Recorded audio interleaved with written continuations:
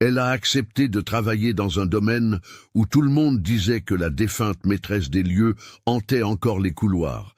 Mais ce que Sophie a trouvé en cet endroit a changé son destin d'une manière que personne n'aurait pu imaginer. Pouvez-vous imaginer être si rejeté par la société que vous acceptez de vivre isolé dans une propriété qui porte des histoires de fantômes, juste pour avoir un toit et une chance de recommencer? Mais cette histoire s'est déroulée dans la campagne du Périgord, en mai 1891, à une époque où le jugement d'autrui pesait plus lourd que n'importe quelle vérité. Sophie Mercier n'avait que 24 ans, lorsque le monde a décidé qu'elle ne méritait pas une seconde chance. Sa robe noire de deuil sentait encore la naphtaline et les larmes lorsque sa belle-mère, Madame Martin, a frappé à la porte de la chambre que Sophie occupait depuis 8 mois en tant qu'épouse. La femme n'a pas perdu de temps en politesse. Elle a dit que Sophie devait quitter la maison avant la fin de la semaine, car les lieux appartenaient à la famille, et maintenant que Thomas était mort, il n'y avait plus de raison pour qu'elle reste ici. Sophie a senti le sol se dérober sous ses pieds. Elle a demandé si elle pouvait au moins rester 1 mois de plus, le temps de trouver du travail. Madame Martin a répondu qu'elle avait déjà trop attendu, que tout le voisinage jasait, qu'il n'était pas convenable qu'une jeune veuve reste dans une maison de famille sans son mari. Avant de connaître le titre de cette histoire, je dois vous faire une demande. Dites-moi dans les commentaires d'où vous regardez cette vidéo. Écrivez votre ville et votre pays. J'adore savoir que ces histoires atteignent tant d'endroits différents en France et dans le monde. Et si vous aimez les histoires de résilience et d'amour véritable, abonnez-vous à la chaîne et activez la cloche, car il y a une nouvelle histoire chaque semaine. Maintenant, continuons, car l'histoire de Sophie et Édouard ne fait que commencer. La vérité est que Sophie portait un fardeau qu'aucune veuve de 24 ans ne devrait porter. Thomas n'était pas seulement son mari, il était le 3e homme à croiser son chemin et à subir un malheur. Le premier, Bernard, était fils de commerçant et avait demandé Sophie en mariage quand elle avait 19 ans. 2 semaines avant les noces, sa famille a tout annulé, prétendant avoir reçu des avertissements selon lesquels l'union serait maudite. Personne n'a expliqué d'où venaient ces avertissements. Sophie a pleuré pendant des semaines, mais a continué d'avancer. Le second, Léon, était l'instituteur du village. Ils se sont fréquentés pendant 6 mois. Il était gentil, patient, apportait des fleurs, mais un dimanche matin, il a disparu sans explication. Sophie a appris plus tard que sa mère était tombée subitement malade et que Léon avait décidé de retourner à Paris, disant qu'il ne pouvait pas abandonner sa famille. Elle a accepté, bien que son cœur souffrit. Puis vint Thomas. Il était simple, travaillait dans le transport de marchandises avec sa charrette. Il n'avait pas l'éducation de Léon ni l'argent de Bernard, mais il avait quelque chose dont Sophie avait désespérément besoin à ce moment-là. Il ne croyait pas aux superstitions. Quand quelqu'un mentionnait les fiançailles rompues, Thomas riait et disait que c'était des sottises de gens oisifs. Ils se sont mariés lors d'une petite cérémonie, juste la famille proche. Sophie pensait qu'elle aurait enfin la paix. Mais 8 mois plus tard, la charrette de Thomas a perdu le contrôle dans une descente. Il est mort sur le coup. Et c'est là que les murmures ont commencé. Val-des-Chênes était une petite communauté où tout le monde connaissait la vie de tout le monde. Les femmes se réunissaient sur la place après la messe du dimanche et les hommes discutaient au comptoir de l'épicerie de M. Olivier. C'est là que l'histoire a pris forme. Ils ont dit que Sophie était maudite. Ils ont dit que tout homme qui s'approchait d'elle était destiné à souffrir. Ils ont dit qu'elle devait avoir un lien avec des forces obscures, car il n'était pas normal que 3 prétendants consécutifs subissent des malheurs. Sophie entendait tout en silence. Elle n'avait pas d'argument. Comment prouver qu'elle était innocente de quelque chose qu'elle-même ne comprenait pas? Le rejet est venu vite et lourdement. À l'épicerie, les femmes détournaient le visage quand elle entrait. À l'église, elle laissait les bancs à côté d'elle vides. Madame Dupont, qui achetait toujours ses broderies, a cessé de commander. Elle a dit avec un ton de fausse pitié qu'il valait mieux ne pas maintenir de relations d'affaires pour éviter les problèmes. Sophie a essayé de travailler comme couturière chez elle, mais personne ne frappait plus à sa porte. L'argent que Thomas avait laissé, un peu plus de 50 francs, s'épuisait. Et quand Madame Martin a exigé qu'elle quitte la maison, Sophie a réalisé qu'elle était complètement seule. Ce fut Madame Amélie, la sage-femme du village, qui offrit une possibilité. Sophie était sur la place, essayant de vendre quelques broderies dans un panier, quand la femme s'approcha. Madame Amélie était connue pour ne craindre personne. Elle a demandé si Sophie était prête à quitter Val-des-Chênes. Sophie a répondu qu'elle ferait n'importe quoi. La sage-femme a alors raconté qu'elle connaissait quelqu'un qui avait besoin d'une couturière. C'était un grand domaine viticole, le domaine de Sainte-Claire, à plus de 20 kilomètres de là. Le propriétaire était un veuf, un homme sérieux, qui vivait isolé avec sa sœur. L'ancienne couturière était partie pour s'occuper de sa mère malade, et ils avaient besoin de quelqu'un d'urgence. Le travail était bien payé, 40 francs par mois, logé et nourri. Sophie ressentit un mélange d'espoir et de méfiance. Elle demanda pourquoi personne de la région n'avait accepté le travail si les conditions étaient bonnes. Madame Amélie hésita avant de répondre. Elle dit que le domaine avait une étrange réputation. L'épouse du propriétaire y était morte 3 ans plus tôt, dans des circonstances tristes, et depuis, les gens disaient que la maison était hantée.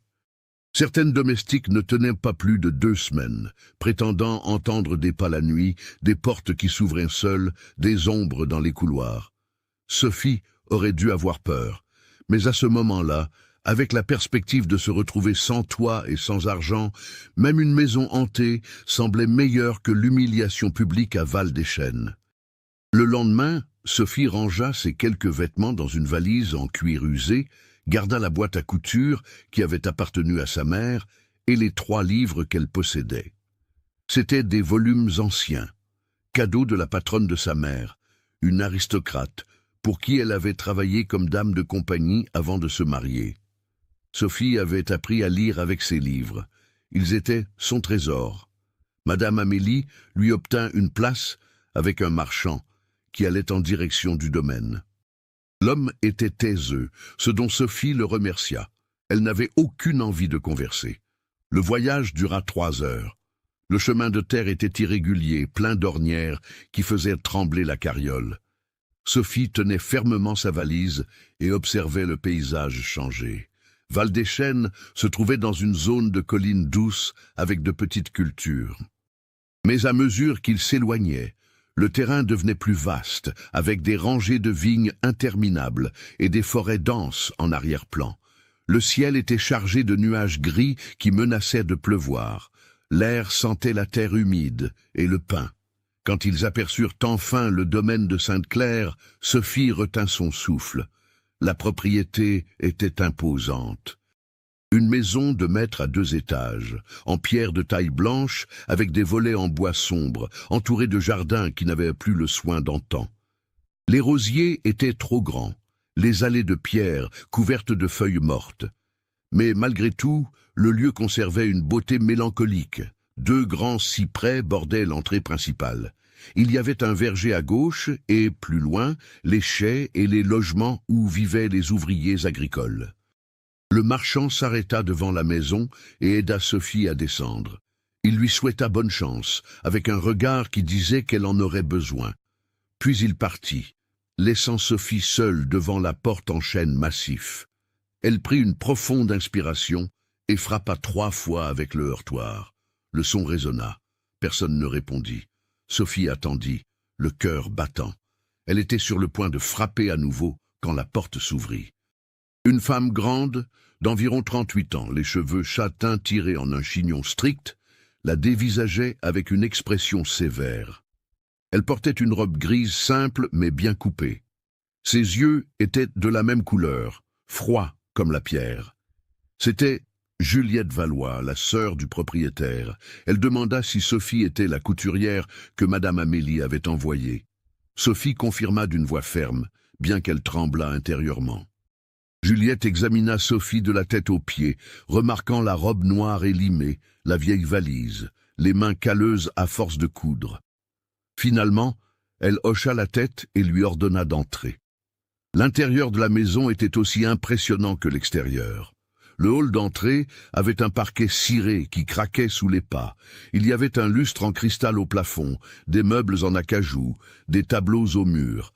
Mais tout portait une fine couche de poussière et un air d'abandon. Comme si la maison s'était arrêtée dans le temps. Juliette conduisit Sophie par un couloir jusqu'au fond de la maison, où se trouvait l'atelier de couture. C'était une pièce vaste, avec 3 grandes fenêtres donnant sur le verger. Il y avait une longue table, une machine à coudre Singer, des étagères remplies de tissus, de fils, de rubans. La lumière naturelle entrait généreusement, faisant de cet endroit le lieu le plus vivant de toute cette demeure sombre. Juliette expliqua les règles d'une voix sèche et directe. Sophie travaillerait du lundi au samedi, de 7 heures du matin à 17 heures. Elle aurait son dimanche libre. Elle dormirait dans une petite chambre attenante à l'atelier. Les repas seraient pris à la cuisine, avec les autres domestiques. Elle coudrait des vêtements pour la famille, réparerait le nécessaire et, occasionnellement, ferait des trousseaux pour les filles des vignerons du domaine qui allaient se marier. Le paiement serait effectué chaque dernier jour du mois. Juliette tint aussi à préciser que Sophie ne devait pas circuler dans la maison en dehors des heures de travail, ne devait pas poser de questions inutiles et surtout ne devait pas déranger son frère. Édouard travaillait beaucoup et n'aimait pas être perturbé. Sophie accepta tout. Elle n'était pas en position de contester. Juliette lui montra alors la chambre. Elle était vraiment petite, contenant à peine le lit étroit, une armoire et une petite table avec une bassine pour se laver le visage. Mais elle avait une fenêtre qui donnait sur le verger et, quand Sophie l'ouvrit, elle sentit l'air frais entrer, apportant le parfum des cerisiers. C'était mieux que ce qu'elle espérait, bien mieux que de dormir dans la rue. Sophie rangea ses quelques affaires, suspendit sa robe noire dans l'armoire, posa ses livres sur la petite table. Quand elle eut fini, elle s'assit sur le lit et, pour la première fois depuis des semaines, pleura de soulagement. Ce n'était pas le nouveau départ dont elle avait rêvé, mais c'était un nouveau départ. La première semaine fut difficile. Sophie se réveillait avant l'aube, se lavait le visage à l'eau glacée de la bassine, attachait ses cheveux en un chignon simple et allait à l'atelier. Juliette laissait des piles de vêtements nécessitant des réparations. Des chemises avec des boutons manquants, des robes à ajuster, des draps déchirés. C'était un travail répétitif, mais Sophie faisait tout avec soin. Elle avait appris dès l'enfance que le travail bien fait était la seule façon de gagner le respect. Sa mère le disait toujours. Pendant qu'elle cousait, Sophie écoutait les bruits du domaine, le meuglement des vaches au loin, les cris des ouvriers s'appelant les uns les autres, le bruit des sabots des chevaux dans la cour. Mais la nuit, les sons changeaient. Quand tous se retiraient et que le silence prenait le dessus, Sophie entendait des choses étranges. Des pas lents dans le couloir, même en sachant qu'il n'y avait personne à proximité. Des craquements dans les lattes du plancher. Une fois, elle se réveilla au milieu de la nuit avec la sensation que quelqu'un l'observait. Elle alluma la bougie et ne vit rien, mais son cœur battant mit du temps à se calmer. Elle essayait de se convaincre que ce n'étaient que les bruits normaux d'une vieille bâtisse, le bois qui travaillait avec l'humidité, le vent qui s'engouffrait dans les fentes. Mais le souvenir des histoires que Madame Amélie avait racontées sur la maison hantée revenait, et Sophie devait faire un effort pour chasser la peur. Ce fut la 2e semaine que Sophie vit Édouard pour la première fois. Elle était à l'atelier, brodant des détails sur une nappe, quand elle entendit la porte s'ouvrir. Elle leva les yeux et il était là. Grand, les épaules larges, des cheveux sombres, avec des fils gris aux tempes, bien qu'il n'ait que 32 ans. Il portait une chemise blanche aux manches retroussées et un pantalon de tissu sombre. Il avait des yeux bruns profonds, fatigués, comme s'il portait un poids invisible. Son visage était sérieux, presque sévère, mais il y avait quelque chose de doux dans la façon dont il s'arrêta à la porte, comme s'il demandait silencieusement la permission avant d'entrer. Sophie se leva rapidement, lissa sa robe nerveusement. Édouard demanda si elle était la nouvelle couturière. Sa voix était grave, posée. Sophie confirma. Il expliqua alors qu'il avait besoin de nouvelles chemises pour les réunions avec les négociants en vin. Il avait quelques tissus gardés, mais avait besoin qu'ils soient coupés et cousus d'urgence. Sophie demanda pour quand il en avait besoin. Édouard répondit que c'était pour dans 2 semaines. Elle garantit que ce serait prêt. Il la remercia d'un signe de tête et allait sortir quand il s'arrêta. Il demanda si elle s'adaptait bien. La question prit Sophie par surprise. Personne ne lui avait demandé cela. Elle dit que oui, que tout allait bien. Édouard la regarda un instant de plus, comme s'il voulait dire autre chose, mais il fit simplement un nouveau signe de tête et s'en alla. Cette brève rencontre resta dans la tête de Sophie toute la journée. Il y avait quelque chose chez Édouard qui différait de tous les hommes qu'elle connaissait. Il n'avait pas l'arrogance des riches propriétaires terriens. Il n'avait pas le regard jugeur que les hommes de Val-des-Chênes avaient. Il y avait une tristesse en lui. C'était visible. Mais il y avait aussi du respect. Il l'avait traité comme une personne, pas comme une employée invisible. Et cela, pour Sophie, était plus que suffisant pour éveiller sa curiosité. Les jours suivants, Sophie travailla sur les chemises d'Édouard. Elle coupa le tissu avec précision, réalisa les coutures avec des points parfaits, fit des broderies discrètes au poignet. C'étaient des chemises élégantes pour quelqu'un qui connaissait la qualité. Quand elle eut fini, elle plia tout soigneusement et l'apporta au bureau d'Édouard, comme Juliette l'avait ordonné. Elle frappa à la porte et attendit. Sa voix lui intima d'entrer. Sophie ouvrit la porte et se retrouva dans une pièce pleine de bibliothèques, de cartes au mur, un bureau couvert de papier. Édouard était assis, révisant des documents. Il leva les yeux quand elle entra. Sophie remit les chemises. Édouard les examina avec attention. Il passa ses doigts sur les broderies, vérifia les coutures, testa les boutons. Puis il sourit pour la première fois. Ce fut un petit sourire, mais qui changea complètement son visage. Il dit que le travail était impeccable, meilleur que ce qu'il espérait. Il demanda où elle avait appris à broder ainsi. Sophie expliqua que sa mère avait été dame de compagnie et qu'elle avait appris en observant les broderies fines que sa patronne commandait. Édouard sembla impressionné. Il commenta qu'il connaissait ce style, car sa défunte épouse l'appréciait aussi. Son nom s'échappa de ses lèvres avec précaution, comme quelqu'un qui touche une vieille blessure. Amélie. Sophie perçut la douleur qui habitait encore cet homme. 3 ans n'avaient pas suffi à guérir la perte. Elle connaissait cette douleur. C'était la même qu'elle ressentait pour Thomas, bien que leur mariage eût été court. Édouard la remercia à nouveau et paya pour le travail supplémentaire, ajoutant quelques pièces de plus que convenu. Il dit que si elle avait besoin de plus de tissu ou de fil, il suffisait de demander à Juliette. Sophie remercia et sortait quand Édouard l'appela. Il demanda quel était son nom. « Sophie Mercier », répondit-elle. Il répéta le nom lentement, comme s'il le gardait en mémoire. Puis, il lui souhaita une bonne après-midi et retourna à ses documents. À partir de là, les rencontres devinrent plus fréquentes. Édouard commença à apparaître à l'atelier avec plus de régularité.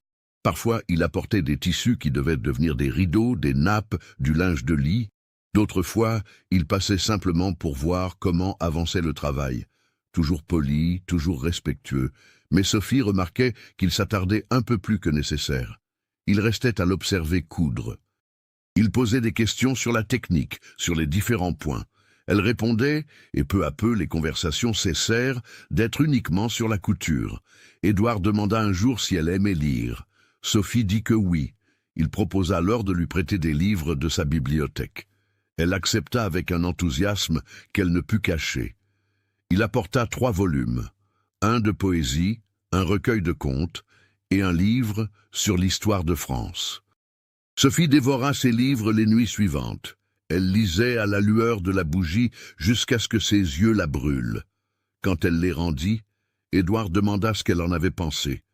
Sophie donna des opinions honnêtes, cita des passages qui l'avaient marquée, posa des questions sur des contextes qu'elle ne comprenait pas. Édouard fut visiblement surpris. Il commenta qu'il était rare de trouver quelqu'un qui lisait avec autant d'attention.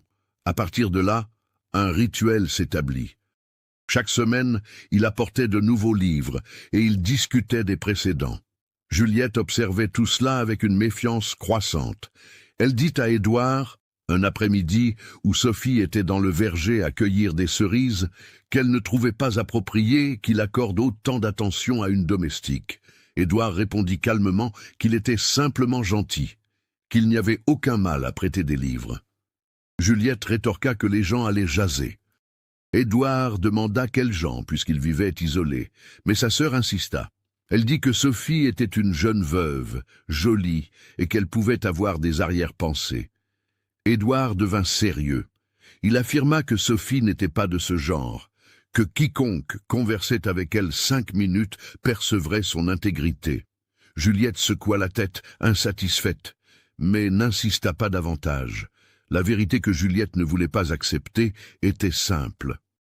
Édouard redécouvrait quelque chose qui était mort avec Amélie 3 ans plus tôt. L'envie de converser, la joie de partager des idées, la légèreté d'avoir quelqu'un qui comprenait ses références. Amélie avait été une femme cultivée, fille de médecin, élevée à Bordeaux avant d'épouser Édouard. Elle avait apporté à la ferme isolée un peu du monde urbain, des salons, des discussions littéraires. Quand elle mourut de la fièvre typhoïde, Édouard ferma cette partie de lui-même. Il arrêta de lire pour le plaisir, il arrêta de jouer du piano, il devint seulement le vigneron, le gestionnaire, l'homme d'affaires. Mais Sophie, sans le vouloir, sans le planifier, rouvrait cette porte. Et Sophie, de son côté, ressentait quelque chose qu'elle avait juré de ne plus jamais ressentir. Quand Édouard entrait dans l'atelier, son cœur s'accélérait. Quand il souriait de cette façon retenue, elle devait détourner le regard pour ne pas laisser transparaître son émotion. Quand il s'approchait pour voir les broderies et qu'elle sentait l'odeur de tabac et de cuir qu'il portait, il lui fallait de la concentration pour garder les mains fermes sur la couture. Elle savait que c'était dangereux. Elle savait qu'une veuve pauvre et mal vue n'avait pas le droit de rêver d'un propriétaire riche et respecté. Mais le cœur ne demande pas la permission pour sentir. Un certain après-midi de juin, 3 mois après l'arrivée de Sophie au domaine, il se passa quelque chose qui allait tout changer. Il pleuvait fort. C'était un de ces orages d'été qui transformaient la terre en boue et faisaient déborder les ruisseaux. Sophie termina le travail de la journée et alla dans sa chambre. Elle alluma la bougie, prit le livre qu'Édouard avait prêté et s'allongea pour lire. Elle était si concentrée qu'elle ne remarqua pas quand la pluie commença à entrer par la fenêtre qu'elle avait laissée entr'ouverte. Elle ne s'en rendit compte que lorsqu'elle entendit le bruit de quelque chose tombant. Elle se leva effrayée et vit que l'eau avait mouillé les 3 livres qu'elle gardait sur la petite table. Ces livres, les seuls biens de valeur qu'elle avait. Sophie tenta tout pour les sauver. Elle sécha les pages avec des chiffons, les laissa ouverts pour sécher. Mais les dégâts étaient faits. Les pages gondolaient, l'encre de certaines avait bavé. Elle s'assit par terre et pleura. Ce n'était pas seulement pour les livres, c'était pour tout. Pour la fatigue de porter l'injustice, pour la solitude, pour le manque de sa mère morte quand elle n'avait que 16 ans, pour la peur de ne jamais être vraiment heureuse. Elle pleura jusqu'à n'avoir plus de larmes. Quand elle se calma enfin, elle essuya son visage, ramassa les livres et se promit à elle-même qu'elle trouverait un moyen de les restaurer, même si cela devait prendre des années. Le lendemain, Édouard apparut à l'atelier plus tard que d'habitude. Il portait un paquet enveloppé dans du papier kraft. Il le remit à Sophie en disant qu'il avait réussi à obtenir de nouveaux exemplaires des livres qu'elle préférait. Il avait remarqué comment elle en prenait soin et imaginait qu'elle serait heureuse. Sophie resta sans voix. C'étaient exactement les 3 livres qui avaient appartenu à sa mère. Édouard avait obtenu des exemplaires neufs, probablement commandés à Bordeaux ou Paris. Elle serra les livres contre sa poitrine, les yeux embués. Elle tenta de remercier, mais sa voix se brisa. Édouard comprit. Il dit simplement qu'elle méritait d'avoir de belles choses. Et il ajouta alors quelque chose qui fit s'arrêter le cœur de Sophie un instant. Il dit qu'il admirait sa force, la façon dont elle reconstruisait sa vie, même après tant de pertes. Sophie le regarda dans les yeux et y vit quelque chose qui l'effraya et l'émut en même temps. Il y avait plus que de l'admiration, il y avait de l'affection, il y avait de l'intérêt. Édouard réalisa qu'il s'était trop dévoilé. Il fit un pas en arrière, souhaita bon courage et sortit rapidement. Sophie resta figée, serrant les livres, sentant que quelque chose d'irréversible venait de se produire entre eux. Et dehors, cachée derrière une porte, Juliette avait tout vu et tout entendu, et ce qu'elle avait vu ne lui plut pas du tout. Dans les semaines suivantes, Juliette changea complètement d'attitude. Avant, elle était froide, mais professionnelle. Maintenant, elle était devenue vigilante. Elle apparaissait à l'atelier sans prévenir, vérifiait le travail de Sophie d'un œil critique, cherchant des défauts qui n'existaient pas. Elle posait des questions sur où Sophie était, avec qui elle conversait, ce qu'elle faisait pendant ses moments de repos. Sophie sentait le poids de cette méfiance, mais n'en comprenait pas complètement la raison. Elle n'avait rien fait de mal. Elle avait juste accepté des livres prêtés et conversé sur la littérature. Mais pour Juliette, c'était plus que suffisant pour allumer toutes les alertes. La sœur d'Édouard avait ses raisons. Amélie, la défunte épouse, avait été plus qu'une belle-sœur pour elle. Elle avait été sa meilleure amie. Les deux avaient grandi ensemble, étudié ensemble, partagé des rêves. Quand Amélie est morte, Juliette n'a pas seulement perdu sa belle-sœur. Elle a perdu la sœur qu'elle n'avait jamais eue par le sang, mais qu'elle avait par choix. Elle jura ce jour-là, au bord de la tombe fraîche, qu'elle protégerait Édouard de toute femme qui tenterait d'occuper la place d'Amélie. Et maintenant, elle voyait en Sophie une menace réelle. Une jeune veuve, belle, intelligente, qui conquérait clairement l'attention de son frère. Juliette commença à poser des questions discrètes aux employés. Elle voulait en savoir plus sur Sophie. D'où elle venait, pourquoi elle avait quitté le village précédent, quelle était son histoire. Le régisseur, M. Benoît, homme de confiance de la famille depuis plus de 20 ans, dit qu'il ne savait pas grand-chose. Juste que Sophie était veuve depuis peu, et que Madame Amélie, la sage-femme, l'avait recommandée. Mais Juliette ne se contenta pas de si peu. Elle décida d'aller jusqu'à Val-des-Chênes, enquêter par elle-même. Le voyage prit une demi-journée. Juliette prit la petite calèche et partit seule, disant à Édouard qu'elle allait rendre visite à une ancienne connaissance. Elle arriva à Val-des-Chênes par un après-midi de juillet froid et gris. Le village était petit, les maisons s'aggloméraient autour de la place centrale où se trouvait l'église. Juliette s'arrêta à l'épicerie de M. Olivier, car elle savait que les commerces étaient toujours des centres de commérage. Elle acheta quelques mètres de ruban et laissa échapper dans une conversation banale qu'elle cherchait des informations sur une couturière nommée Sophie Mercier. L'effet fut immédiat. La femme de l'épicier, Madame Quitterie, une femme d'une 50aine d'années à la langue rapide, s'approcha les yeux brillants de curiosité. Elle demanda pourquoi Juliette voulait savoir sur cette fille. Juliette dit que Sophie travaillait chez elle et qu'elle voulait en savoir plus sur son passé. Madame Quitterie se pencha alors et commença à raconter. Elle dit que Sophie était veuve, oui, mais pas une veuve ordinaire. Elle était maudite. 3 hommes qui s'étaient liés à elle avaient eu de la malchance. Le dernier, Thomas, était mort dans un accident suspect. Il y avait ceux qui disaient que Sophie avait un pacte avec des forces obscures. C'est pour ça que personne à Val-des-Chênes ne voulait rien avoir à faire avec elle.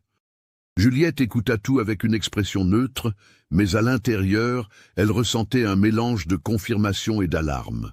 Ses soupçons étaient justes.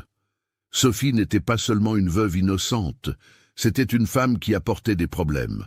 Madame Quitterie ajouta que si Juliette était intelligente, elle renverrait Sophie avant qu'une tragédie n'arrive. Juliette remercia pour les informations, acheta encore quelques bricoles pour faire illusion et s'en alla. Le voyage de retour se fit dans un silence tendu. Elle répétait mentalement la conversation qu'elle aurait avec Édouard. Ce soir-là, après le dîner, Juliette demanda à parler à son frère dans la bibliothèque. Édouard était fatigué après une journée entière à superviser les vignes, mais accepta. Ils s'assirent dans les fauteuils en cuir, près de la cheminée où brûlait un feu doux. Juliette fut directe. Elle raconta son voyage, ce qu'elle avait découvert, les histoires qui couraient à Val-des-Chênes. Elle dit que Sophie n'était pas digne de confiance, qu'il y avait quelque chose d'étrange dans son passé, que 3 hommes avaient subi des malheurs liés à elle. Édouard écouta tout en silence, le visage de plus en plus fermé. Quand Juliette termina, s'attendant à ce que son frère accepte immédiatement de renvoyer Sophie, il la surprit. Il demanda si elle croyait vraiment aux malédictions et aux superstitions. Juliette répondit que ce n'était pas une question de croyance, mais de réputation. On disait que Sophie attirait la malchance, alors il valait mieux ne pas risquer. Édouard secoua la tête. Il dit qu'il connaissait Sophie depuis des mois, qu'il avait longuement conversé avec elle, qu'il voyait sa nature. Ces histoires n'étaient que des commérages de gens mesquins qui avaient besoin d'inventer des explications aux coïncidences. Juliette insista, dit qu'il était dangereux qu'il s'approche trop d'une domestique, surtout une avec un passé douteux.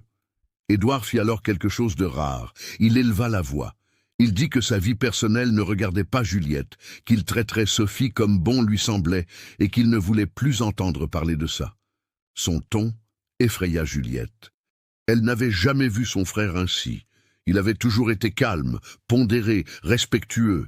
Mais maintenant, il y avait du feu dans ses yeux. Elle réalisa à ce moment-là qu'elle était arrivée trop tard. Édouard était déjà impliqué émotionnellement. Peut-être ne l'admettait-il pas encore, même à lui-même, mais Juliette le voyait clairement. Il tombait amoureux de Sophie, et cela pour elle était inacceptable. Pendant ce temps, Sophie ne savait rien. Elle continuait sa routine de travail, se levant tôt, cousant le jour, lisant la nuit. Elle remarquait que Juliette était plus froide, mais imagina que c'était simplement le tempérament difficile de la patronne. Édouard continuait d'apparaître à l'atelier, mais quelque chose avait changé entre eux depuis le jour des livres. Il y avait une tension dans l'air, un plus grand soin dans les mots, une conscience qu'il marchait sur un terrain dangereux. Ce fut un après-midi d'août, quand le soleil entrait par les fenêtres de l'atelier créant des motifs dorés sur le sol, qu'Édouard franchit enfin la ligne invisible qui les séparait. Sophie brodait une nappe d'autel commandée par le père Vincent pour l'église d'un village voisin. Le travail était délicat, exigeait une concentration totale. Édouard entra et l'observa en silence quelques minutes. Puis il demanda si elle n'était pas fatiguée de tant travailler. Sophie sourit sans quitter la broderie des yeux et répondit qu'elle aimait ce qu'elle faisait. Le travail la gardait occupée, l'esprit loin des pensées tristes. Édouard l'interrogea sur ses pensées tristes. Sophie hésita. Elle n'avait pas l'habitude de parler d'elle-même, mais quelque chose dans sa voix, dans la façon dont il demandait, avec un intérêt sincère, la fit s'ouvrir. Elle raconta sa mère qu'elle avait perdue tôt, comment elle s'était sentie perdue après ça. Elle raconta les fiançailles rompues, comment cela avait détruit sa confiance. Elle raconta Thomas, comment le mariage avait été bref, mais avait représenté l'espoir. Et elle raconta la solitude qui vint après, comment Val-des-Chênes l'avait transformée en paria. Édouard écouta tout sans interrompre. Quand elle termina, la voix étranglée, il fit quelque chose d'inattendu. Il tendit la main et toucha légèrement son épaule. Ce fut un contact bref, respectueux. Mais il portait tant de poids émotionnel que Sophie eut l'impression qu'un courant électrique traversait son corps. Édouard dit qu'il regrettait profondément ce qu'elle avait traversé. Il dit qu'aucune personne ne méritait d'être jugée pour des coïncidences qu'elle ne contrôlait pas. Il dit qu'il voyait en elle une femme d'une force rare, d'une intégrité admirable. Et puis il ajouta d'une voix plus basse qu'il se sentait privilégié de la connaître. Sophie leva les yeux et rencontra son regard. Là se trouvait tout ce qui ne pouvait être dit avec des mots. L'attraction, l'intérêt, le début de quelque chose de plus grand. Maintenant, je veux faire une demande rapide. Si vous aimez cette histoire, laissez un « j'aime » juste en bas. Cela aide beaucoup la chaîne à grandir et me montre que vous voulez plus d'histoires comme celle-ci. Continuons.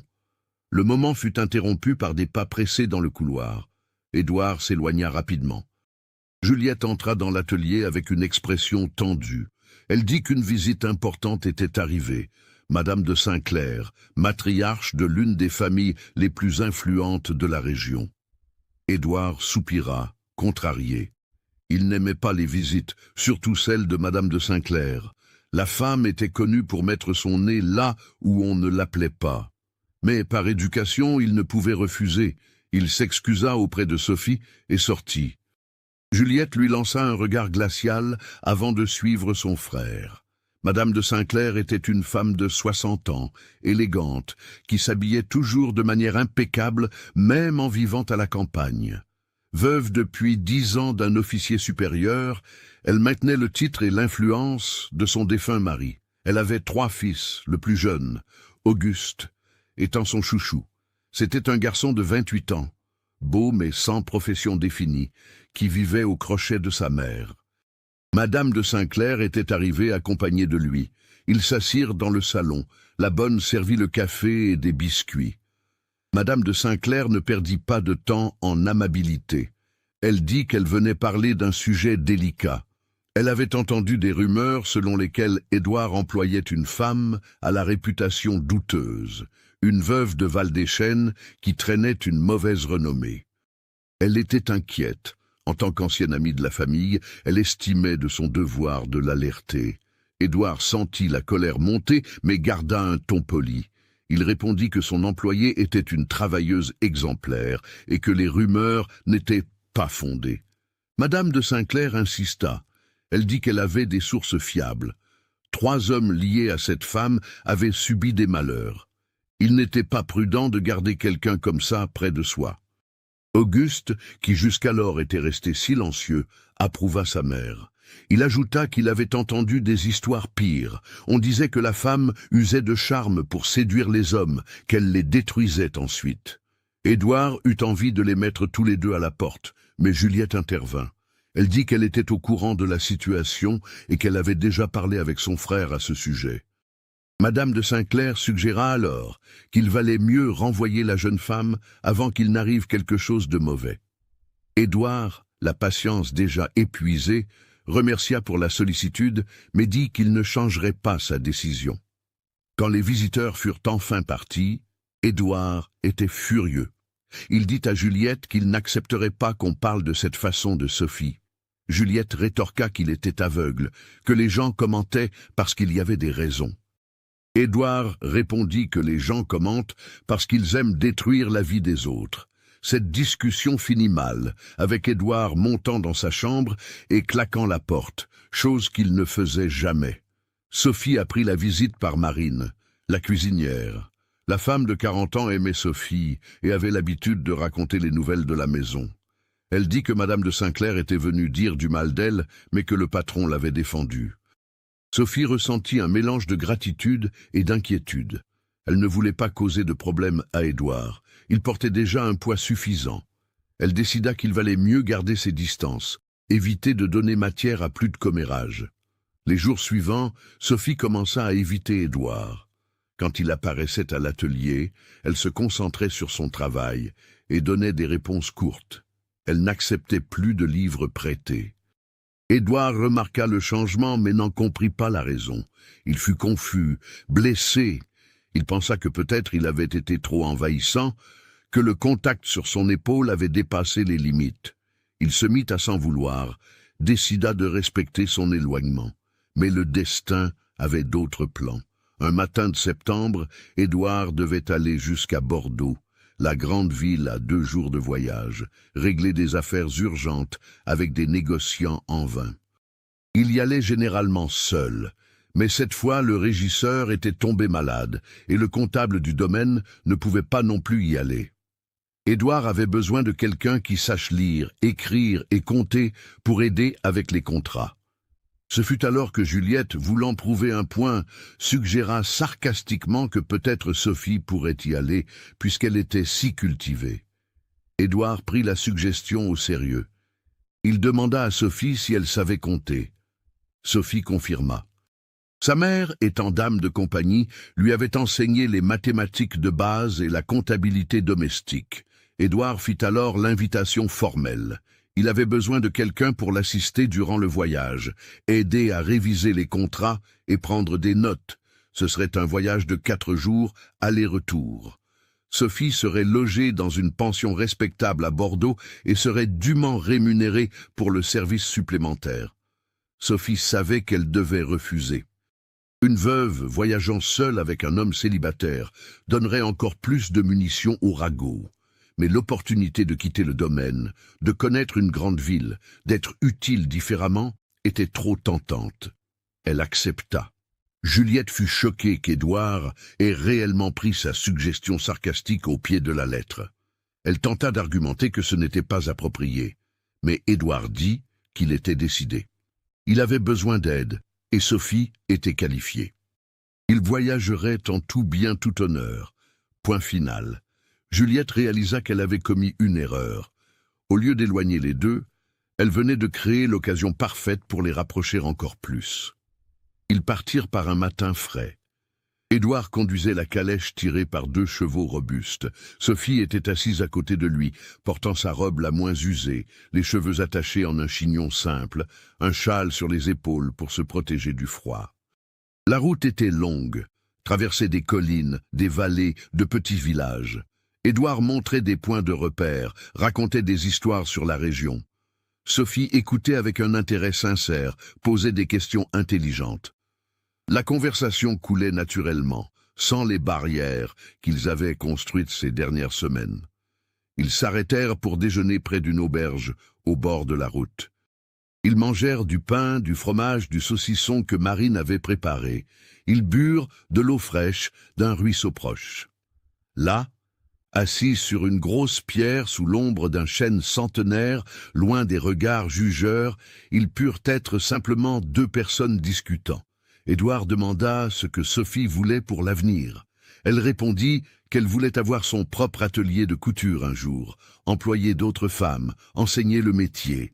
Édouard dit qu'il trouvait cela admirable. Il demanda si elle pensait à se remarier. Sophie devint sérieuse.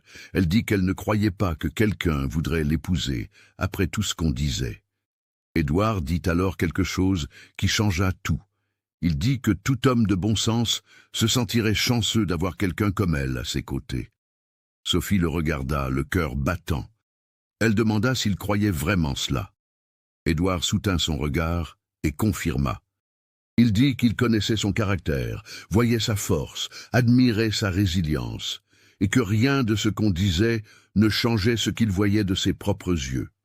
Ils étaient si proches que Sophie pouvait voir les éclats dorés dans ses yeux bruns, la petite cicatrice près du sourcil, la façon dont ses lèvres s'incurvaient quand il parlait.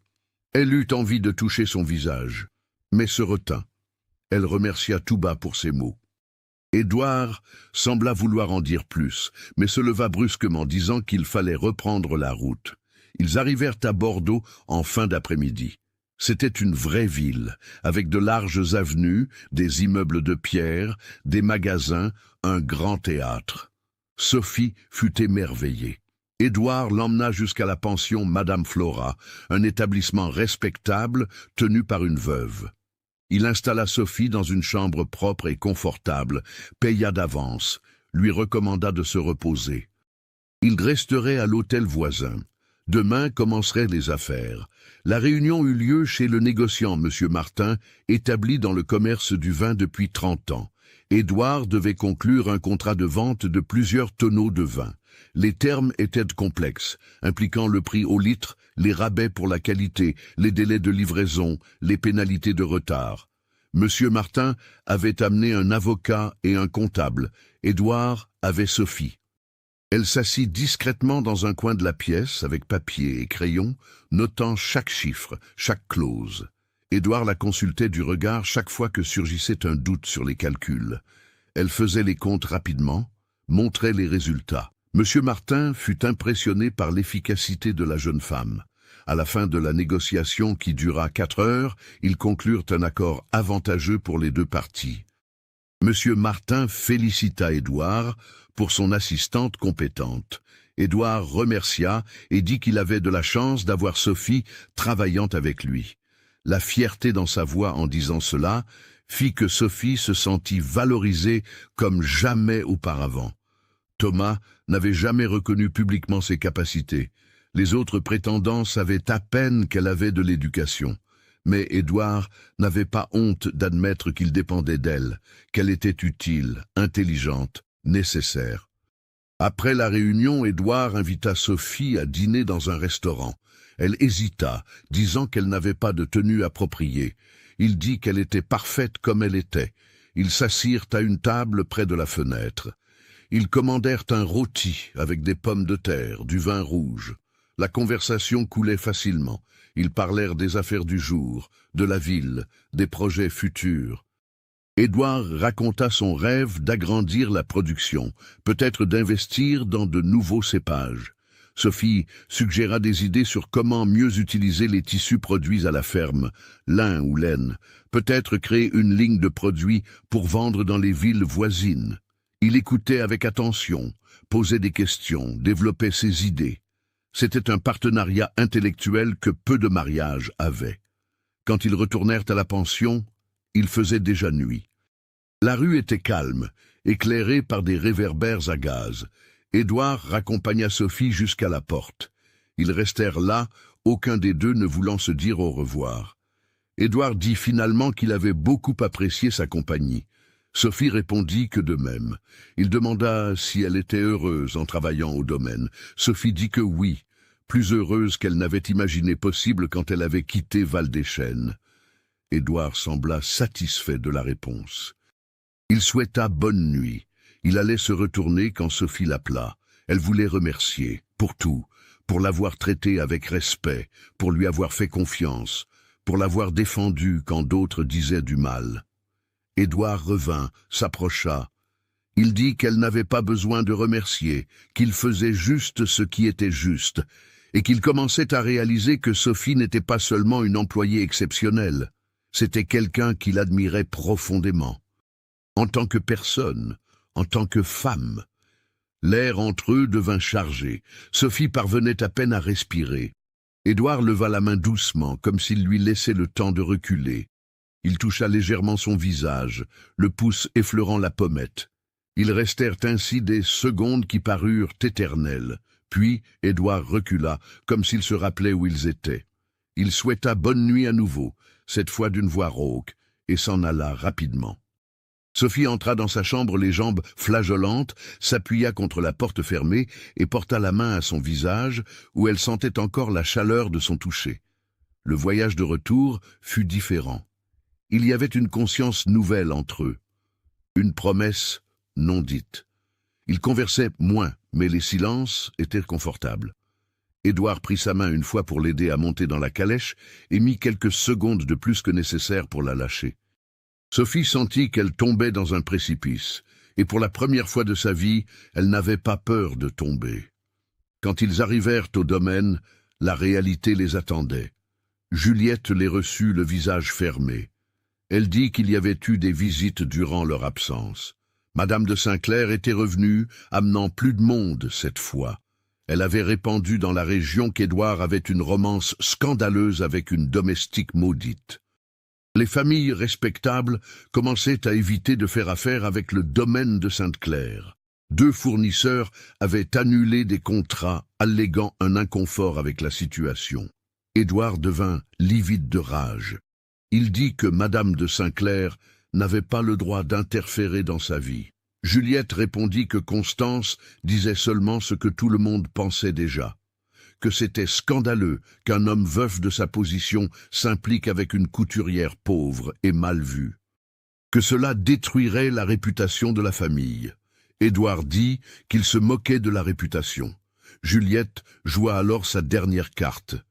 Elle demanda s'il était prêt à déshonorer la mémoire d'Amélie pour un caprice. Cela frappa Édouard en plein cœur. Il resta silencieux, luttant avec la culpabilité qu'il portait. Sophie assista à une partie de la discussion avant de se retirer dans sa chambre. Elle en entendit assez pour comprendre que sa présence causait de graves problèmes. Cette nuit-là, allongée dans son lit d'étroit, elle prit une décision. Elle ne pouvait pas rester. Elle était amoureuse d'Édouard, c'était indéniable. Mais l'amour ne payait pas les factures, ni ne reconstruisait les réputations. Il méritait quelqu'un de son niveau social, quelqu'un qui n'apportait pas de complications. Le matin, elle irait voir Édouard et démissionnerait. Mais le destin avait d'autres plans. À l'aube, Sophie se réveilla avec une odeur de fumée. Elle se leva effrayée et vit une clarté orangée par la fenêtre. La grange de stockage prenait feu. Elle courut dehors en criant. Les ouvriers se réveillèrent, vinrent en courant avec des seaux. Édouard apparut en quelques minutes, organisant le combat contre l'incendie. Tous travaillèrent ensemble pendant des heures. Quand ils réussirent enfin à contrôler les flammes, la grange était détruite. La moitié de la récolte, prête à être vendue, était partie en cendres. Édouard était dévasté. Cette perte représentait des mois de travail et une bonne partie du revenu annuel. Monsieur Benoît, le régisseur, inspecta ce qu'il restait et trouva quelque chose de troublant. L'incendie n'était pas accidentel. Quelqu'un avait versé du pétrole à l'arrière de la grange et allumé. C'était un sabotage. La nouvelle se répandit dans le domaine. Édouard réunit tous les travailleurs, demanda si quelqu'un avait vu quelque chose de suspect. Personne ne savait rien. Mais Marine, la cuisinière, tira Sophie à l'écart et chuchota quelque chose qui glaça son sang. Elle avait vu l'après-midi précédent un homme rôder autour du domaine. Un jeune homme bien habillé qui ne semblait pas être de la région. Il avait demandé après Sophie où elle dormait, si elle était bien là. Marine avait trouvé ça étrange, mais n'y avait pas prêté attention sur le moment. Maintenant, elle pensait qu'elle devait le dire. Sophie sentit un froid dans le dos. Elle demanda comment était l'homme.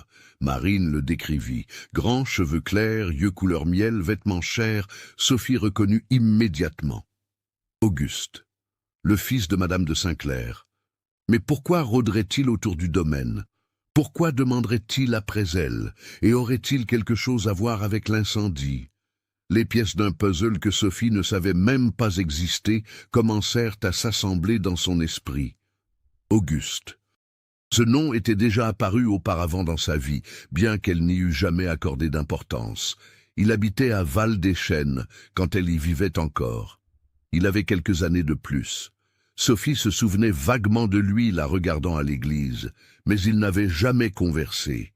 Serait-il possible qu'il ait quelque chose à voir avec les malheurs de ses prétendants? Cette possibilité était trop effrayante pour être considérée seule. Sophie chercha Édouard. Elle le trouva dans la bibliothèque, assis devant son bureau couvert de factures et de documents, calculant le préjudice. Elle raconta ce que Marine avait vu, parla d'Auguste. Édouard se tendit. Il dit qu'il ne pouvait accuser sans preuve, mais qu'il ne faisait pas confiance à ce garçon. Madame de Saint-Clair avait tellement gâté son fils qu'il était devenu un homme sans caractère, mais causer un incendie criminel était trop grave. Ils avaient besoin de preuves avant de faire toute accusation. Sophie révéla alors ses soupçons sur le passé. Elle raconta qu'Auguste vivait à Val-des-Chênes quand les malheurs étaient arrivés. Édouard écouta tout avec une inquiétude grandissante. Il dit qu'il fallait enquêter, parler aux bonnes personnes, peut-être même impliquer les autorités. Mais il demanda à Sophie d'être prudente. Si Auguste était vraiment obsédé par elle, au point de saboter des prétendants et maintenant le domaine, il était dangereux. Cette nuit-là, Édouard plaça 2 ouvriers de confiance pour surveiller la maison et les dépendances. Il ne prendrait plus de risques. Et pour la première fois depuis la mort d'Amélie, il ressentit une vraie peur, pas pour lui, mais pour Sophie. Il réalisa à ce moment qu'elle signifiait plus pour lui qu'une simple admiration ou un intérêt passager. Il était amoureux, complètement. Et l'idée que quelqu'un puisse lui faire du mal le rendait désespéré. Sophie, de son côté, ne parvint pas à dormir. Elle resta allongée dans le noir, écoutant chaque son, chaque craquement. Elle pensait à Édouard, à son contact sur son visage, aux mots qu'il avait dits. Elle pensait à Auguste, à la possibilité qu'il ait détruit sa vie par une obsession maladive. Elle pensait à Thomas, dont la mort n'était peut-être pas un accident. Et elle pensait à l'avenir, incertain et effrayant, mais pour la première fois depuis des années, aussi plein d'espoir. Parce que maintenant elle avait quelqu'un à ses côtés, quelqu'un qui croyait en elle, quelqu'un qui se battrait pour elle. Et dehors, caché dans le bois qui bordait le domaine, Auguste observait la fenêtre éclairée de la chambre de Sophie. Ses yeux brillaient de quelque chose qui n'était pas de l'amour, c'était de l'obsession. Et il ne laisserait pas Édouard Valois voler ce qu'il considérait comme sien de droit. Édouard n'attendit pas l'aube. Dès que la première lueur grise surgit à l'horizon, il monta à cheval et partit pour Val-des-Chênes. Il emmena Monsieur Benoît avec lui, car le régisseur connaissait des gens dans tous les villages de la région et savait comment poser les bonnes questions. Le voyage se fit en silence, chacun perdu dans ses pensées. Édouard sentait l'urgence brûler dans sa poitrine. Il devait découvrir la vérité, pas seulement pour protéger Sophie, mais pour la libérer des chaînes invisibles qui la liaient au passé. Ils arrivèrent à Val-des-Chênes, quand le soleil était déjà haut. Le village se réveillait doucement. De la fumée sortant des cheminées, des poules picorant dans la rue de terre. Édouard alla directement chez le notaire. Maître Eugène, un homme d'âge moyen avec des lunettes rondes, reconnut Édouard immédiatement. Les familles importantes étaient toujours reconnues. Édouard expliqua qu'il avait besoin de consulter de vieux registres, spécifiquement le dossier de l'accident qui avait tué Thomas 3 ans plus tôt. Maître Eugène fut surpris, mais ne questionna pas. Il chercha les documents archivés. Édouard lut tout avec attention. Le rapport disait que la charrette de Thomas avait perdu le contrôle dans une descente raide. La roue avant gauche s'était détachée, causant le renversement. Thomas s'était brisé la nuque, mort instantané. Cela fut considéré comme un accident par défaillance mécanique. Mais il y avait un détail qui attira l'attention d'Édouard. Un témoin mentionné rapidement dans le rapport. Un homme qui était proche du lieu et avait aidé à récupérer le corps. Le nom n'était pas complet, juste des initiales. AF.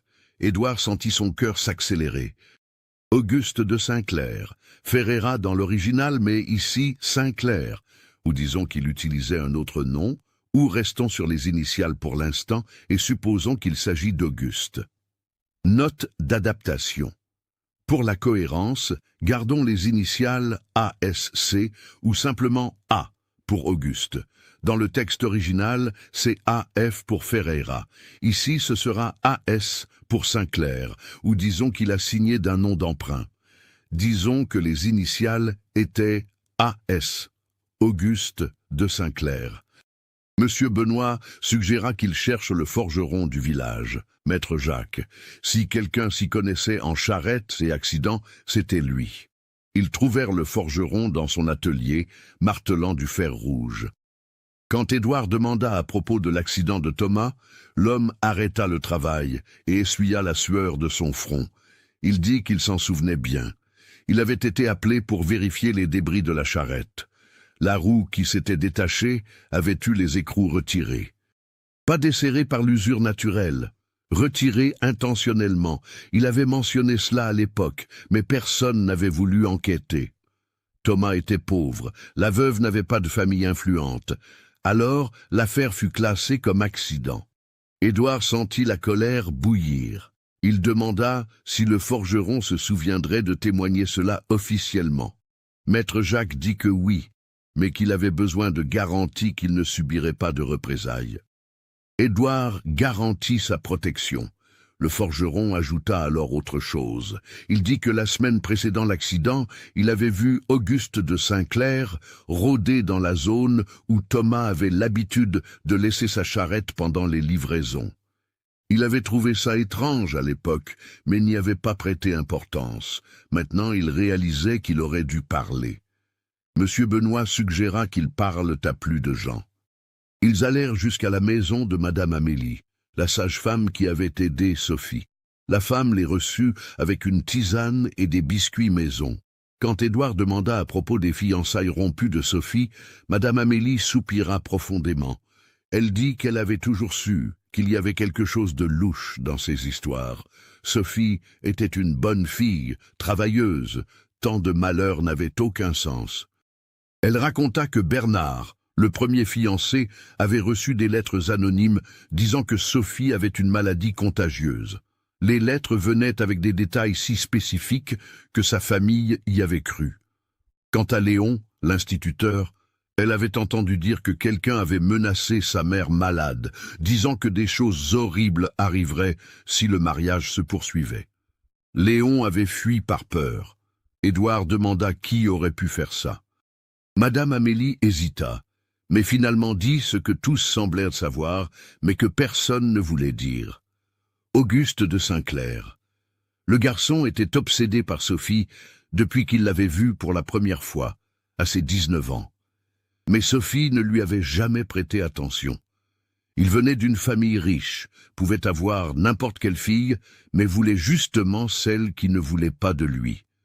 L'obsession grandit quand Sophie accepta d'autres prétendants.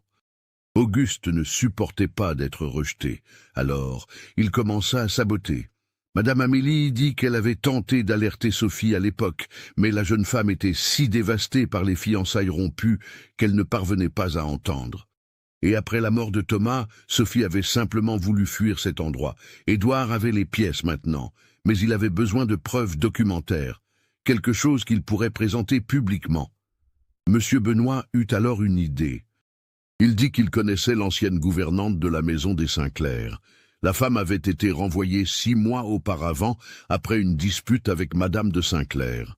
Si quelqu'un connaissait les secrets de cette famille, c'était elle. Elle s'appelait Louise et vivait avec sa fille dans une petite maison aux abords du village. Ils trouvèrent Louise étendant du linge.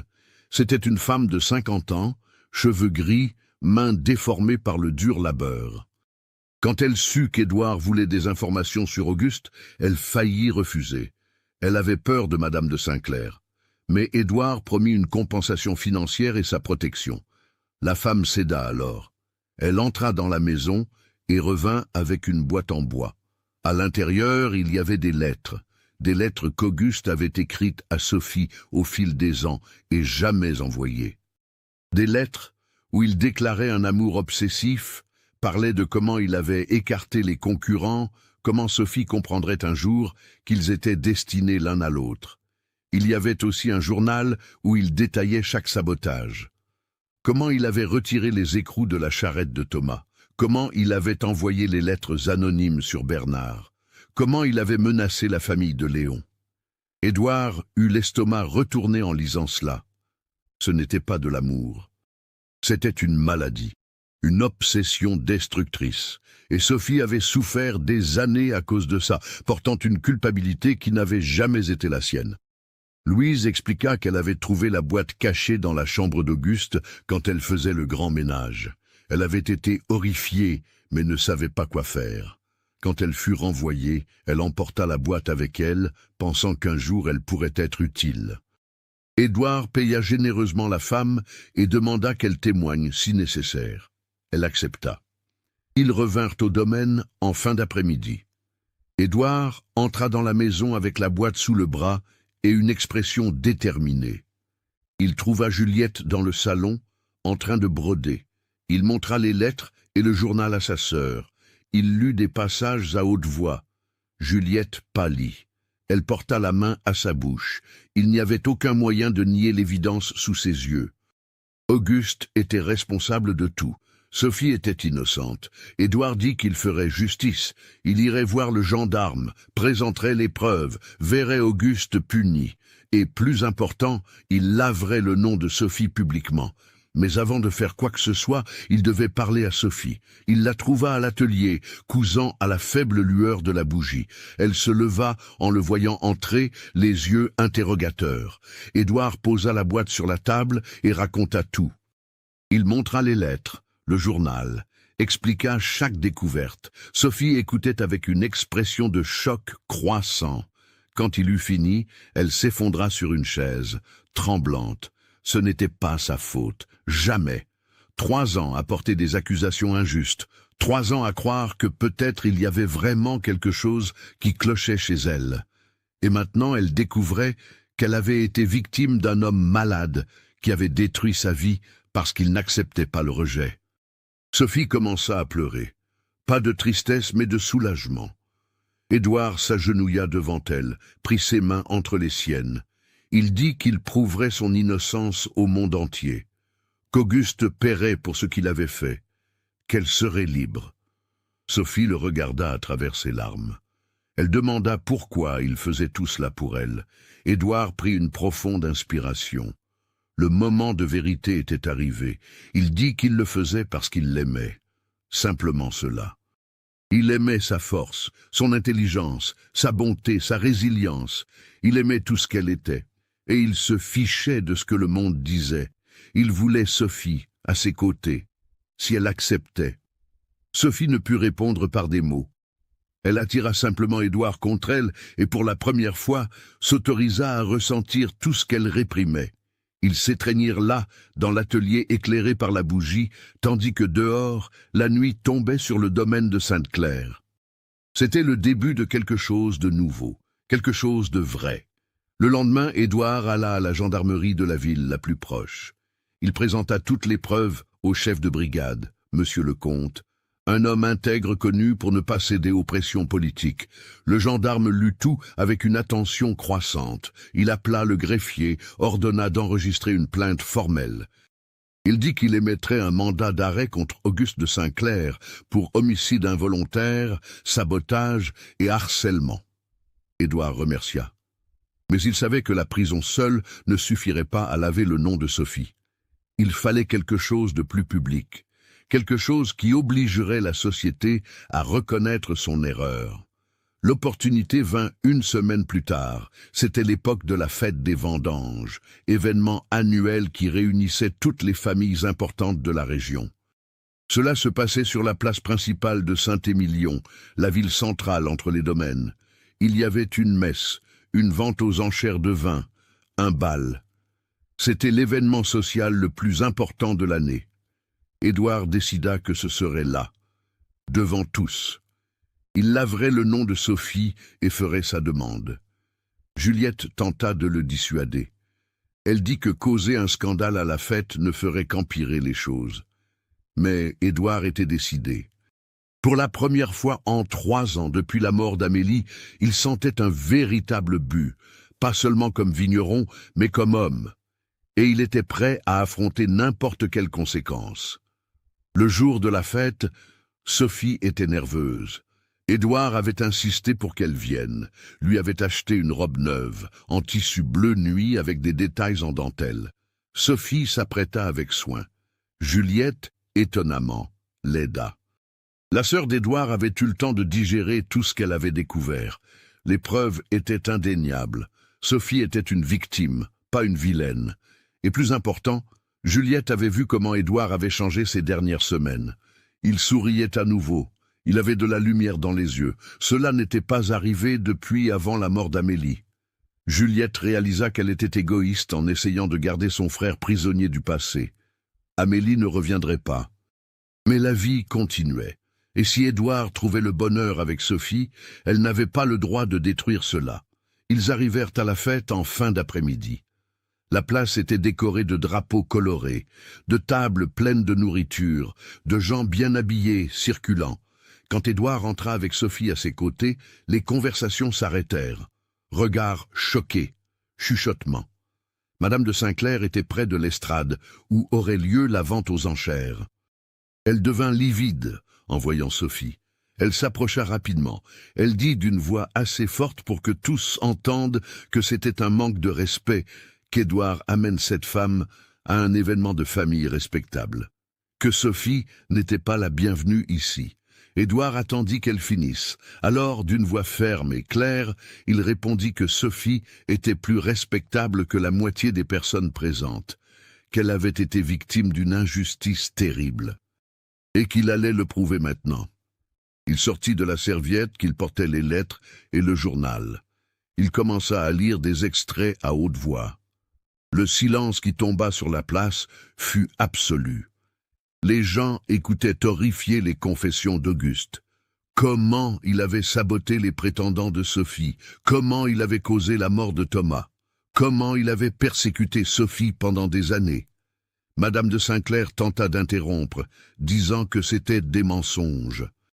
Mais Édouard appela Louise, l'ancienne gouvernante, qui était présente comme convenu. La femme confirma tout. Elle dit qu'elle avait trouvé ces documents dans la maison des Saint-Clair. Maître Jacques, le forgeron, s'avança aussi. Il confirma que l'accident de Thomas était un sabotage. D'autres personnes commencèrent à parler. Ils partagèrent de vieux soupçons qu'ils n'avaient jamais eu le courage de vocaliser. Le poids de la vérité était écrasant. Madame de Saint-Clair tenta de défendre son fils, mais même elle savait qu'il n'y avait pas de défense possible. Auguste, qui était présent, tenta de fuir. Mais le gendarme Lecomte était arrivé plus tôt comme Édouard l'avait demandé. Il arrêta Auguste là, devant tout le monde. Le garçon cria qu'il avait tout fait par amour, que Sophie devait être reconnaissante, qu'il l'avait sauvée d'hommes indignes d'elle. Le discours délirant ne fit que confirmer sa culpabilité. Avant de partir, je veux vous demander une chose. Si cette histoire touche votre cœur, partagez-la avec quelqu'un qui, selon vous, l'aimera. Continuons. Une fois Auguste emmené, Édouard demanda l'attention de tous. Il monta sur l'estrade. Il dit qu'il voulait faire une déclaration publique. La place entière était attentive. Il commença par parler de justice.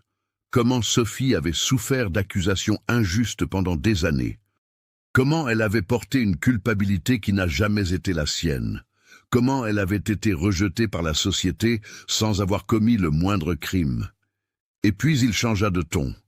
Il dit qu'il avait rencontré Sophie il y a des mois, qu'il avait découvert en elle une femme de caractère exemplaire, intelligente, travailleuse, honnête, forte. Il dit qu'il avait appris à l'admirer, puis à la respecter, et finalement à l'aimer. Les murmures recommencèrent, mais Édouard continua. Il dit qu'il se moquait des différences sociales, que Sophie valait plus que n'importe quelle fille de famille riche qu'il avait connue. Et alors, devant toute cette communauté qui avait jugé Sophie si durement, Édouard descendit de l'estrade, marcha jusqu'à où elle était paralysée d'émotion et s'agenouilla. Il sortit de sa poche une bague qui avait appartenu à sa grand-mère. Il demanda Sophie Mercier en mariage. Il dit qu'il voulait passer le reste de sa vie à ses côtés. Construire un avenir ensemble, affronter le monde ensemble. Si elle acceptait, Sophie pleurait.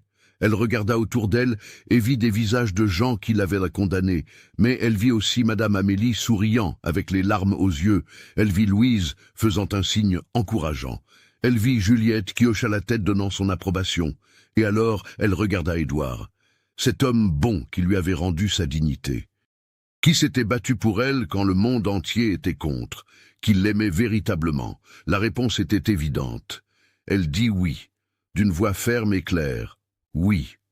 Édouard glissa la bague à son doigt. Il se leva et l'embrassa. La place explosa en applaudissements. Tous n'applaudissaient pas. Certains fronçaient encore les sourcils en désapprobation. Mais beaucoup étaient émus par la romance qui se déroulait devant eux. C'était une histoire digne d'un roman. Un riche vigneron défiant les conventions sociales par amour véritable. Une veuve injustement traitée trouvant enfin la rédemption. Il était impossible de ne pas être ému. Le père Vincent, qui avait tout vu, s'approcha. Il dit qu'il se ferait un honneur de célébrer le mariage, que ce serait un honneur d'unir deux personnes qui étaient clairement destinées. Édouard remercia. Ils fixèrent la date pour 2 mois plus tard, temps suffisant pour les préparatifs et pour que la poussière retombe. Dans les semaines suivantes, la vie au domaine de Sainte-Claire changea complètement. Sophie n'était plus seulement la couturière, elle était la fiancée du propriétaire. Juliette se mit à la traiter avec un respect sincère. Les deux développèrent même une amitié. Juliette enseigna à Sophie la gestion de la maison, comment traiter avec les fournisseurs, les rituels sociaux qu'une épouse de notable devait connaître. Sophie absorbait tout avec dévouement, mais elle apporta aussi ses propres idées. Elle suggéra des réformes dans l'atelier, la création d'une école de couture pour les filles des ouvriers. Édouard soutenait tout. Auguste fut jugé.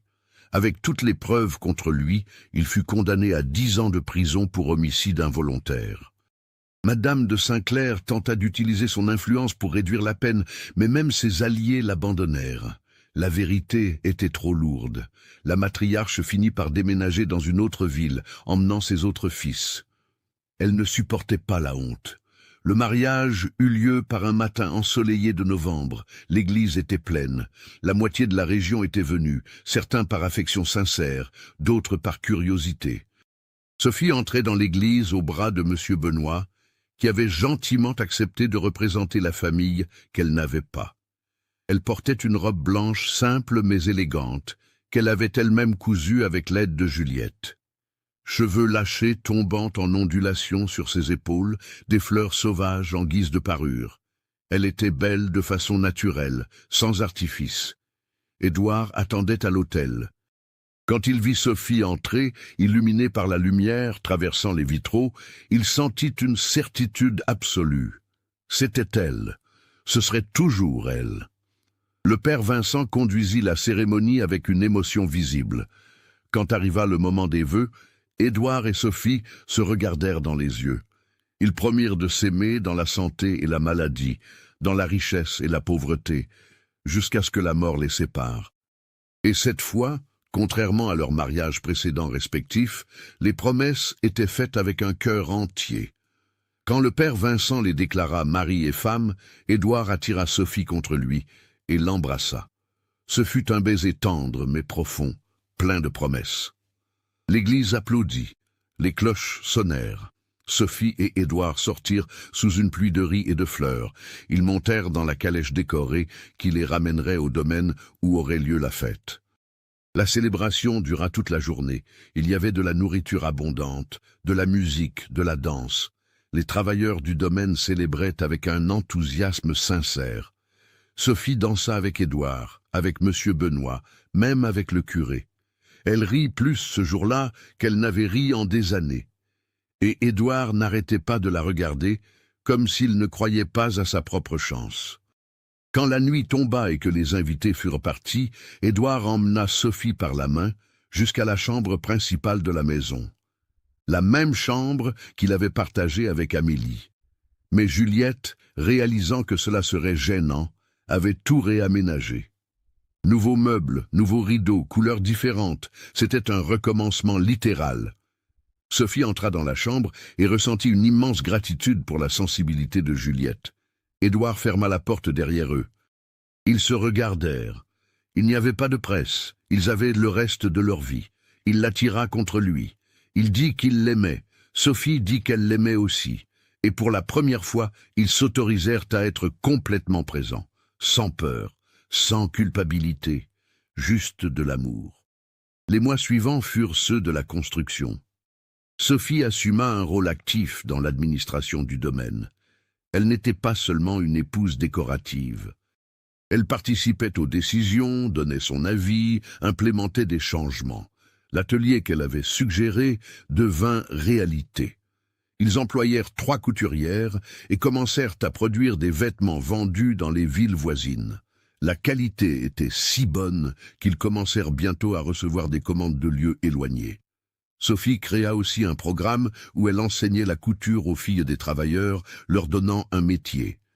Édouard voyait avec fierté sa femme transformer le domaine. Il s'occupait de la production de vin, elle s'occupait des entreprises parallèles. Ils étaient de vrais partenaires. Ils prenaient le petit déjeuner ensemble tous les jours, discutant projets et rêves. Ils dînaient aux chandelles même après que ce fût devenu une routine. Ils lisaient ensemble dans la bibliothèque avant de dormir. Ils conversaient pendant des heures de tout et de rien. C'était une vie simple par essence, mais riche en bonheur. Juliette observait tout avec satisfaction. Elle voyait son frère vraiment heureux. Et elle avait découvert en Sophie non seulement une belle sœur, mais une véritable amie. Les deux passaient des après-midi entiers ensemble, planifiant des réformes, discutant recettes, partageant des histoires. Juliette racontait Amélie sans douleur, juste une douce nostalgie. Sophie écoutait avec respect. Elle n'a jamais essayé d'effacer le passé d'Édouard. Elle a juste construit le présent à ses côtés. La première année de mariage apporta la prospérité. Les vendanges furent excellentes. Les produits de l'atelier se vendaient bien. Édouard réussit à payer d'anciennes dettes et faire de nouveaux investissements. Ils achetèrent des terres adjacentes, agrandissant la propriété. Ils rénovèrent les maisons des ouvriers, construisirent une petite école où leurs enfants apprenaient à lire et écrire. Le domaine de Sainte-Claire devint une référence dans la région, non seulement pour sa production, mais pour la façon dont il traitait les employés avec dignité. Sophie trouva un but qu'elle n'avait jamais imaginé avoir. Elle n'était pas seulement femme de vigneron, elle était entrepreneuse, éducatrice, leader communautaire. Les femmes de la région commencèrent à la chercher pour demander conseil. Elle créa un groupe où elles se réunissaient mensuellement pour partager des expériences et se soutenir mutuellement. Surtout les femmes en situation vulnérable, veuves, abandonnées, sans ressources. Sophie comprenait leur douleur et faisait tout ce qu'elle pouvait pour aider. Édouard voyait sa femme grandir et s'épanouir. La timidité initiale laissa place à la confiance. Sophie apprit à parler en public, à négocier avec les fournisseurs, à diriger des équipes. Mais elle ne perdit jamais son essence. Elle restait humble, gentille, travailleuse. Elle continuait à coudre pendant ses heures libres, non par nécessité, mais par amour de l'art. Elle continuait à lire voracement, apprenant toujours. Et elle continuait à regarder Édouard, avec cet éclat dans les yeux qui lui faisait sentir qu'il était l'homme le plus chanceux du monde. 2 ans après le mariage, Sophie découvrit qu'elle attendait un enfant. La nouvelle remplit la maison de joie. Édouard devint protecteur à l'extrême, ne voulait pas qu'elle travaille trop. Sophie riait de son inquiétude, disait que la grossesse n'était pas une maladie. Mais secrètement, elle adorait cette attention. Juliette commençait déjà à faire le trousseau. Marine planifiait des menus spéciaux. Le domaine entier attendait avec impatience. La grossesse se passa tranquillement. Sophie resta active presque jusqu'à la fin. Ce n'est que dans les dernières semaines qu'elle accepta de ralentir. Édouard ne quittait pas son côté. Il lui lisait des histoires tous les soirs, massait ses pieds enflés, parlait à son ventre, faisant des promesses au bébé à venir. Sophie se sentait aimée d'une façon qu'elle n'avait jamais cru possible. Par un matin clair de printemps, les contractions commencèrent. Madame Amélie, la sage-femme qui avait aidé Sophie à trouver du travail au domaine des années avant, conduisit l'accouchement. Édouard attendait à l'extérieur de la chambre, faisant les 100 pas, nerveux. Juliette tentait de le calmer en disant que tout se passerait bien. Quand ils entendirent enfin les pleurs du bébé, Édouard faillit défoncer la porte en entrant.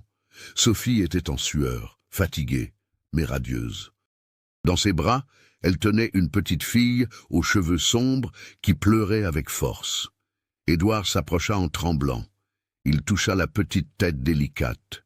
Il regarda Sophie, les larmes coulant.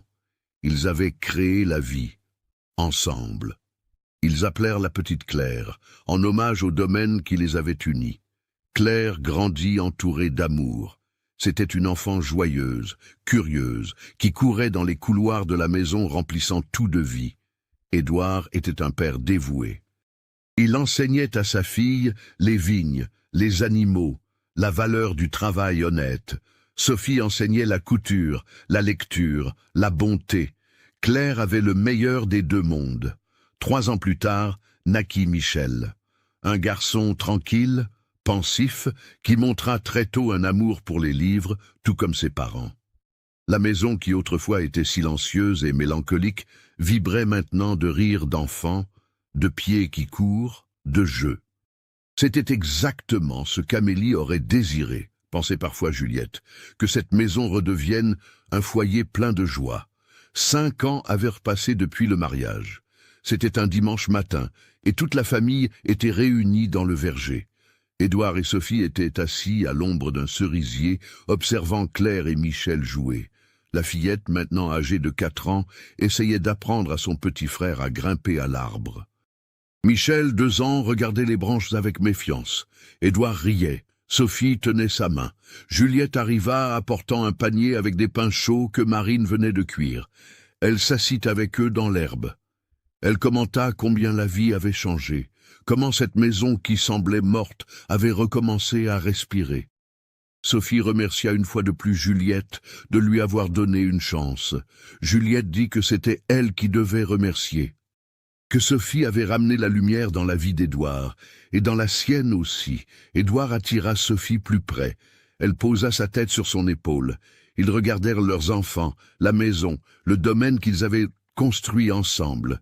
Ce n'avait pas été un chemin facile. Il y eut des préjugés, de la douleur, de l'injustice. Mais chaque obstacle les avait renforcés. Chaque bataille gagnée avait rendu l'amour plus solide. Sophie pensait parfois à la jeune femme arrivée ici 5 ans plus tôt. Effrayée, seule, portant le poids du monde sur les épaules.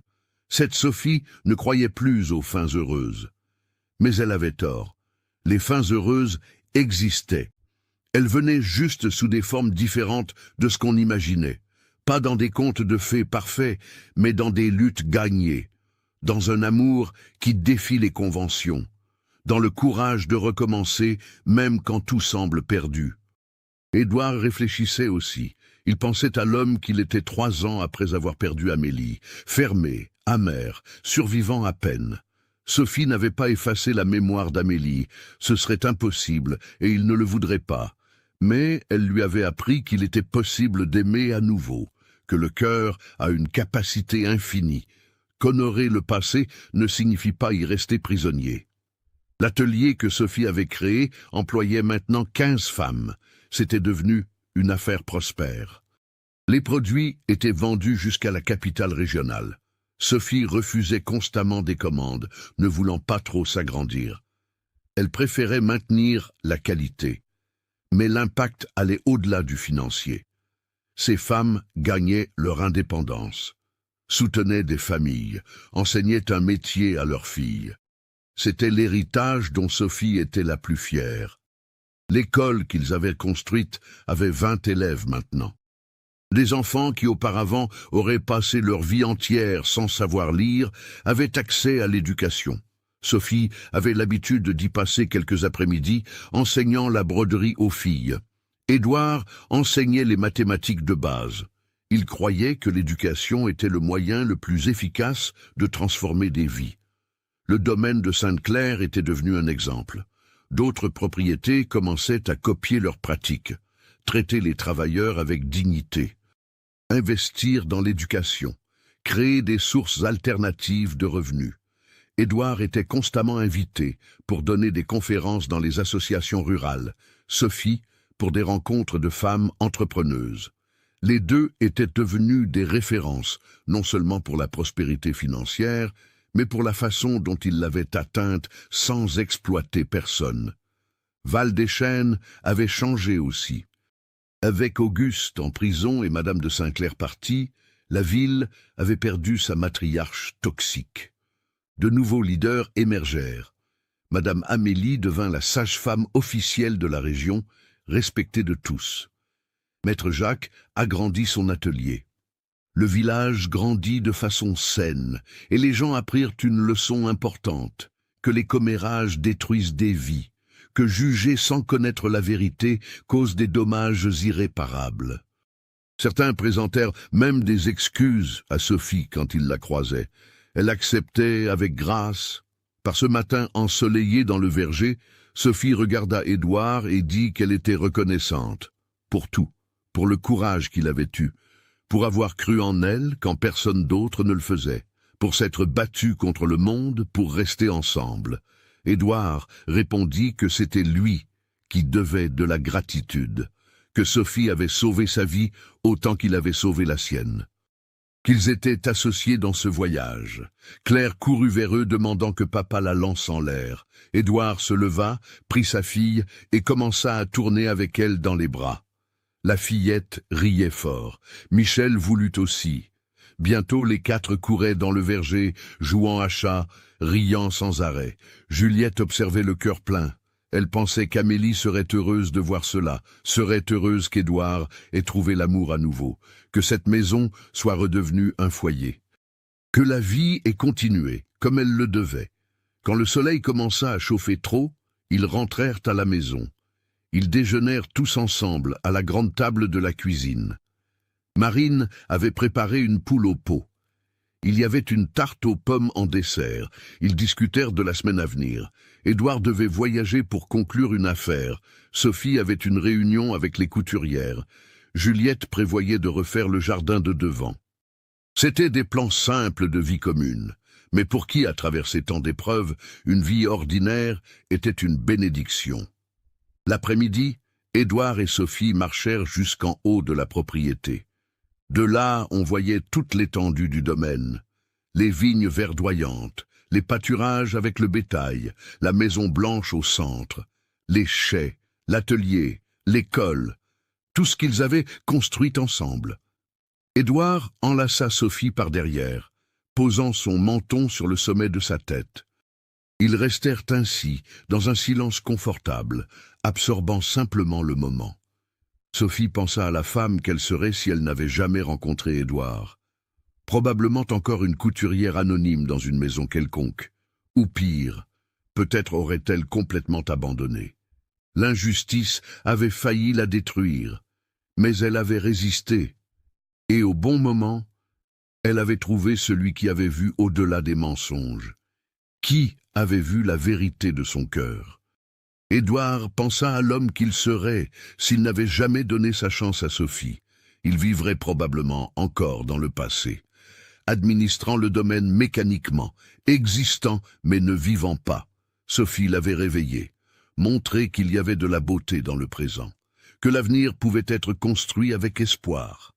Les deux avaient appris que l'amour véritable n'est pas celui des contes de fées. Il ne vient pas sans complications, il exige du courage. Il exige d'affronter les préjugés. Il exige de se battre pour ce en quoi l'on croit.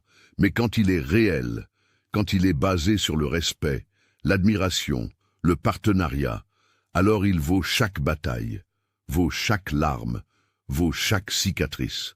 Le soleil commençait à descendre, peignant le ciel d'orange et de rose. Édouard tourna Sophie pour lui faire face. Il dit qu'il referait tout de nouveau. Chaque choix, chaque confrontation, chaque moment. Parce que tous les chemins menaient à elle. Sophie sourit les yeux embués. Elle dit qu'elle ferait aussi tout pareil, que si le prix pour avoir cet amour était de passer par toute la douleur qu'elle avait traversée, elle paierait avec joie. Ils s'embrassèrent là, en haut de la colline, alors que le soleil se couchait sur le domaine de Sainte-Claire. C'était un baiser de promesses tenues, de batailles gagnées, d'un amour qui a défié le destin et vaincu. Ils descendirent la colline, main dans la main, retournant à la maison où leurs enfants les attendaient, vers la vie qu'ils avaient construite ensemble, vers un avenir qui serait écrit en partenariat. Et ainsi se termine l'histoire de Sophie et Édouard. La veuve que tous ont rejetée et le vigneron qui a eu le courage d'aimer contre toutes les probabilités. Ils ont prouvé que peu importe d'où vous venez, quelles erreurs on vous a attribuées injustement, quel poids vous avez porté. Ce qui compte, c'est de trouver quelqu'un qui voit le vrai vous, quelqu'un qui se bat à vos côtés, quelqu'un qui transforme la survie en vie. Et quand cela arrive, vous découvrez que les fins les plus belles sont celles conquises avec sang, sueur et foi. Ce sont celles qui prouvent que l'amour véritable toujours trouve un chemin,